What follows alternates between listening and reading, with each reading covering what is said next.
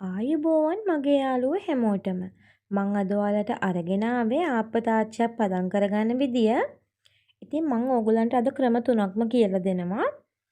මුලින්ම අපි මේ තාච්චියේ ආප්පයක් පුච්චලා බලමු. මේ තියෙන්නේ මම ගිය අවුරුද්දේ කුකිස් හදන්න පාවිච්චි කරපු තාච්චිය.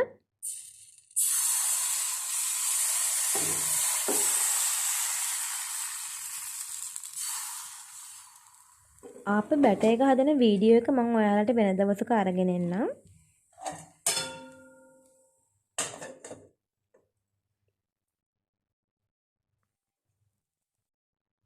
ආප්පේ හොඳට පිච්චිලා තියෙනවා වගේ පේනවා.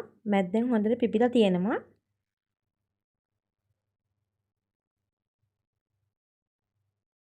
හැන්දෙන් ගලවනකොට හැන්දට පොඩ්ඩක් තද ගතියක් දැනෙනවා. ඔයගලන්ට පේනවනේ ආපේ පොඩ්ඩක් ගලව ගන්න අමාරුයි. දැන් මේ තාච්චිය පදම් කරගන්න කලින් මුලින්ම මේ තාච්චිය හොඳට පිරිසිදු කරගන්න ඕනේ.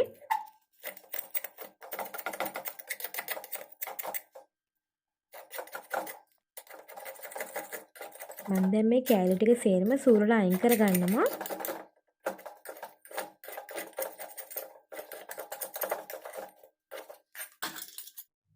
දැන් මේකට මෙහෙම වතුර ටිකක් දාලා පොඟව ගන්න ඕනේ. එතකොට ඔයගලන්ට ලේසියෙන්ම තාච්චිය සුද්ධ කරගන්න පුළුවන්. දැන් මෙන්න මේ වගේ හොඳින් පිරිසිදු කරගන්න. දැන් මම ටිෂු එකක් ආදාරයෙන් තාච්චිය හොඳින් පිහිද ගන්නවා.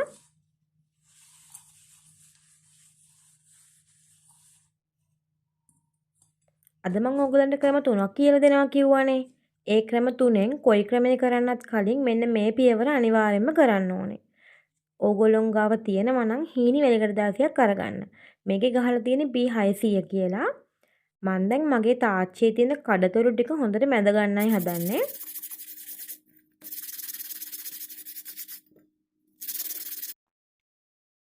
මේ සඳහා ඕගොල්ලෝ ගොරෝසු වැලිකඩ දාසිය අරගන්න එපා. ගොඩක් සිහින් එකක් තමයි අරගන්න ඕනේ. මේ බලන්නකෝ කොච්චර ඩස්ට් එකක් තියෙනවද කියලා. ඒ ඩස්ට් එක වගේ එන්නේ තාච්චියේ තියෙන කඩතොරු ටික. දැන් වැලිකඩ දාසියක් නැති යාළුවෝ බය වෙන්න එපා. ඕගොල්ලෝ හැමෝගෙම ගෙදර තියෙනෝනේ මෙන්න මේ වගේ ස්ටීල් බූල් කෑලි. අන්න ඒකක් අරගෙන ඕගොල්ලන්ට තාච්චිය හොඳට මැද ගන්න පුළුවන්.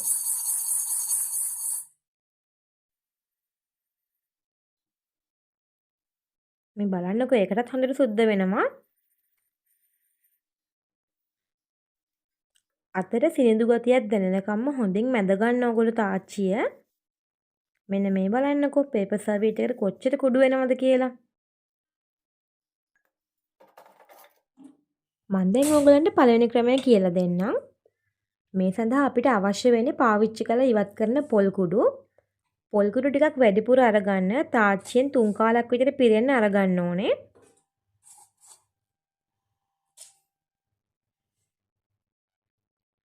දැන් අත පුච්ච ගන්න නැතුව පරිස්සමෙන් තාච්චිය අල්ලගෙන මෙන්න මේ විදිහට විනාඩි 2ක් විතර අඩු ගින්දරේ මෙන්න මෙහෙම හැන්දකින් කලවම් කරගන්න. තාච්චිය වටේටම පොල් කුඩු ටික සැරෙන් සැරේ ගෑවෙන්න ඕනේ.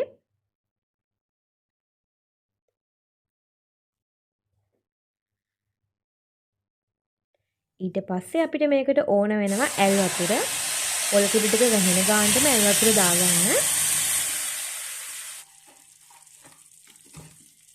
ඊට පස්සේ අපිට මේකට පොල් තෙල් මේස හැන්දක් විතර ඕන වෙනවා.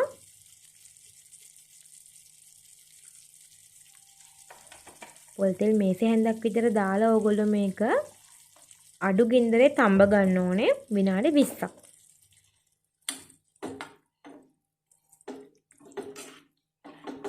මෙන්න මේ මම පෙන්නන ආකාරයට පොඩක් වටේට ගා ගන්න. පියනෙන් වහලා තඹ ගන්න පුළුවන් නම් ගොඩක් හොඳයි. ඉතින් මේ තියෙන විනාඩි 20කට පස්සේ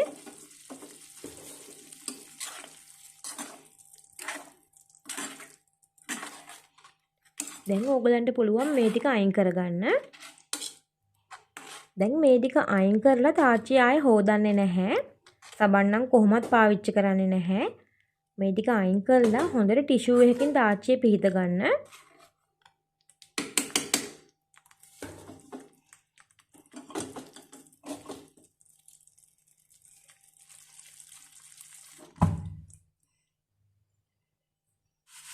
ඉතින් ටිෂූ කෑලි 2-3ක් අරගෙන හොඳට පිහිද ගන්න තාච්චිය. වතුර නම් පොඩ්ඩක්වත් ගාවන්න එපා.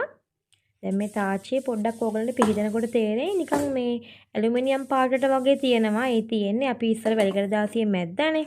අන්න ඒ කුඩු ගතියේ තියෙන්නේ. දැන් මේ තාච්චිය හොඳට පදම් වෙලා තියෙන්නේ. දැන් ඕගලන්ට පුළුවන් පොඩි රෙදි පොට්ටනියකට පොල් තෙල් ටිකක් ගාලා තාච්චිය වටේට තවරගෙන මේකෙන් ආප පුච්ච ගන්න පුළුවන්. හොඳට ගැලවෙනවා. පොඩ්ඩක්වත් ඇලවෙන්නේ නැහැ. ඉතින් මේ තියෙන්නේ පළවෙනි ක්‍රමය.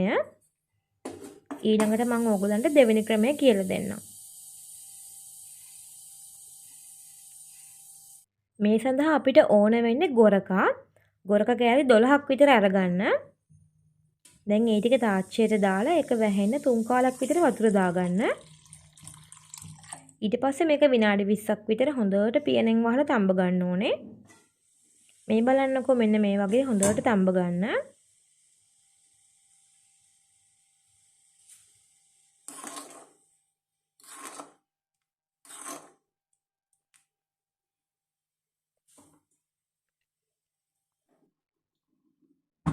දැන් වතුර ටිකක් හිඳිලා තියෙන විනාඩි 20කට පස්සේ දැන් ඕගොල්ලෝ මේකේ තියෙන වතුර ටික අයින් කරගන්න. ඊට පස්සේ කෑලි ටික තාච්චියම පොඩ්ඩක් වෙලා නිවෙන්න දෙන්න. මොකද අපි මේක ඊළඟට අතින් අල්ලනවා. ඒ නිසා ටිකක් නිවෙන්න දෙන්න. මේක කරපු ගමන්ම අනිත් පැත්තට අතින් අල්ලන්න යන්න එපා. ගොරක කෑලි ගොඩාක් රත් වෙලා තියෙන්නේ.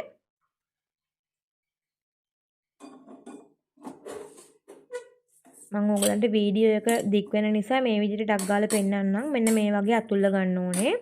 ඕගොල්ලෝ මේක ටිකක් නිවුනට පස්සේ අතින් කරගන්න.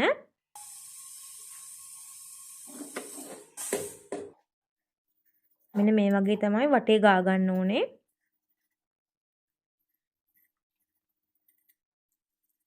හොඳට තාච්චිය වටේටම ගා ගන්න.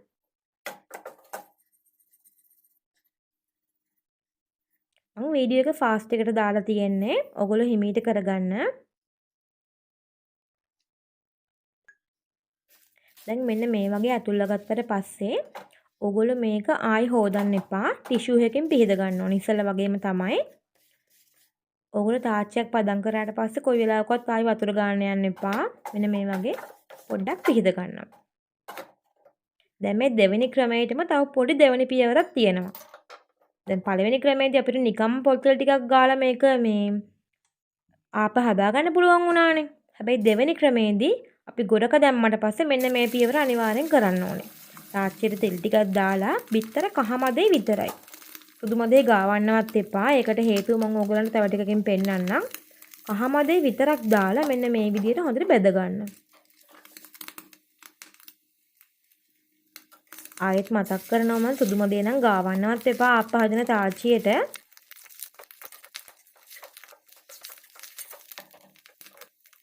කහමදේ විතරක් මෙන්න මෙහෙම වටේට ගා ගන්න. දැන් ඕගොල්ලෝ මේ කහමදේ අයින් කරලා විසික් කරන්න යන්න එපා.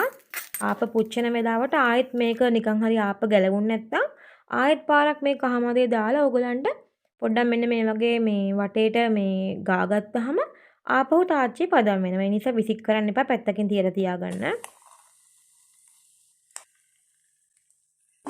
මම මේ වගේ පොඩි කෝප් එකකට දාලා තියාගන්නවා මේක.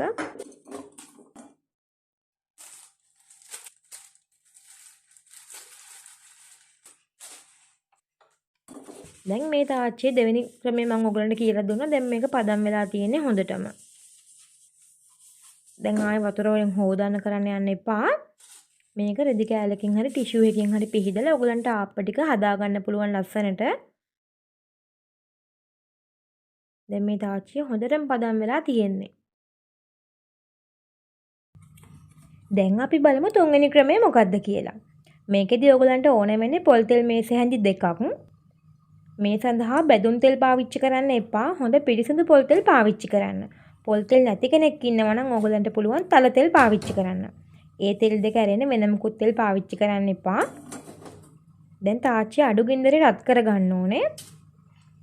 සැරෙන් සැරේ මෙන්න මේ විදියට කරකව ගන්න ඕනේ තාච්චිය වටේටම හොඳට තෙල් තැවරෙන විදියට. මේ වැඩේ ගොඩක් පරිස්සමින් කරගන්න. මං වගේ වේගෙන් කරන්න එපා. හිමීට ඕගොල්ලෝ කරකව ගන්න. ඊට පස්සේ හොඳට තාච්චිය රත් වෙන්න දෙන්න ඕනේ. දැන් මෙන්න මේ වගේ පොඩි ඇලුමිනියම් භාජනයක් අරගන්න. ප්ලාස්ටික් භාජන ගන්න එපා. ඊට පස්සේ මෙන්න මේ වගේ රෙදි කෑල්ලක් හොඳට අරගෙන 4ට 5ට නවා ගන්න.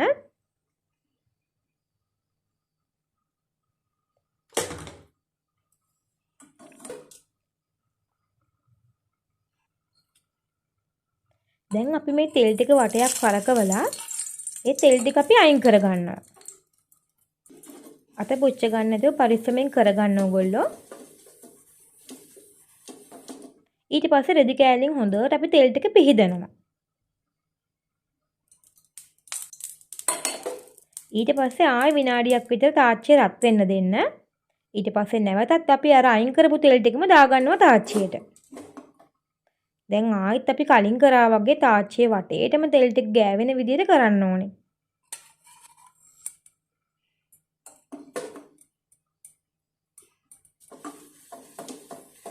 ආයෙත් ටික වෙලාවකින් අපිට පුළුවන් තෙල් ටික අයින් කරගන්න. දැන් අපි නැවතත් අර රෙදි කෑල්ල අරගෙන තාච්චිය හොඳට තෙල් නැති වෙන්න පිහිද ගන්න ඕනේ. දැන් තුන්වෙනි පාරටත් මම ආපහු තෙල් ටික දාගන්නවා.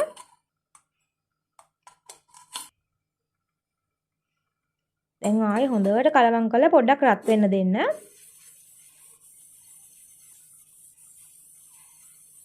ඊට පස්සේ මම ආයෙත් තෙල් ටික අයින් කරගන්නවා. මේ වගේ තෙල් ටික ඉවර වෙනකම්ම ඕගලන්ට කරගන්න පුළුවන්. මම 3 පාරක් විතර කරගත්තා දැන්. ඊට පස්සේ ආයෙත් මම හොඳට රෙදි කෑල්ලෙන් පිහිද ගන්නවා.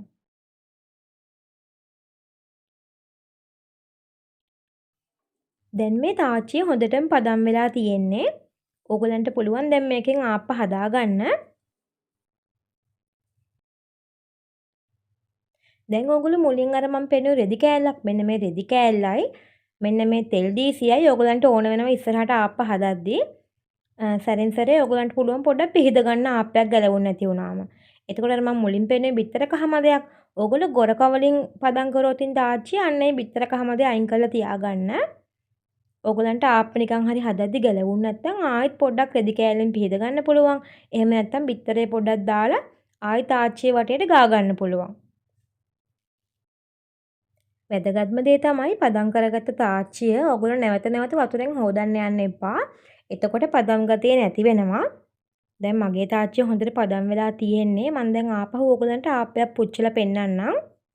දැන් අපි හොඳට තාච්චිය රත් කරගන්න ඕනේ.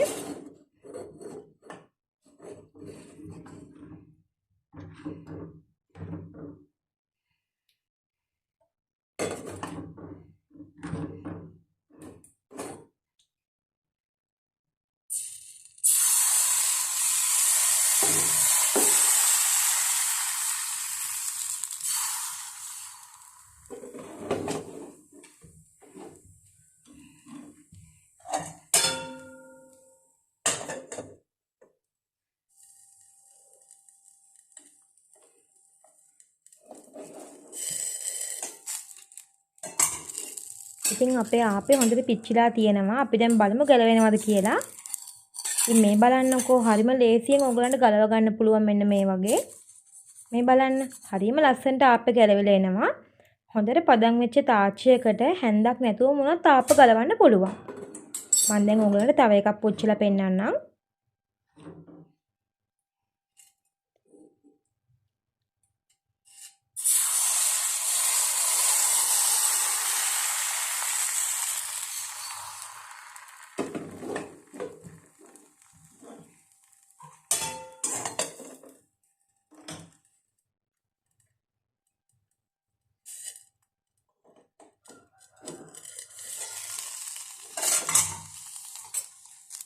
ඉතින් මේ බලන්නකෝ හැන්දක් නැතුවම නිකම්ම ආපේ ගැලවිලා එනවා. මං කියලා දීපු ක්‍රම කරෝතින් ඕගලන්ටත් මෙන්න මේ වගේ ලස්සන තාච්චිය පදම් කරගන්න පුළුවන්.